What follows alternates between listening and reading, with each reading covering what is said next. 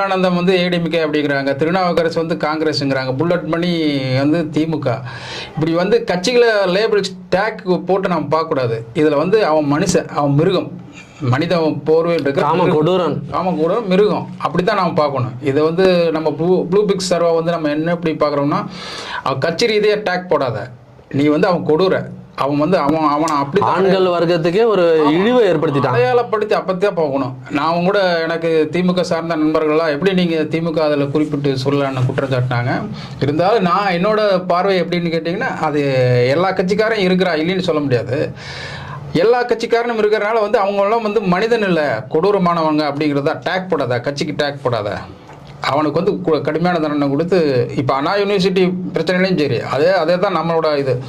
கட்சிக்கு டேக் போடாத, அவனுக்கு வந்து குற்றம் செஞ்சுக்கிறான், அவன் யார் என்னென்னலாம் பார்க்காத, அவனுக்கு கடுமையான தண்டனை கொடு. அடுத்த டைம் அவன் செய்யவே கூடாது. அடுத்த டைம் அவன்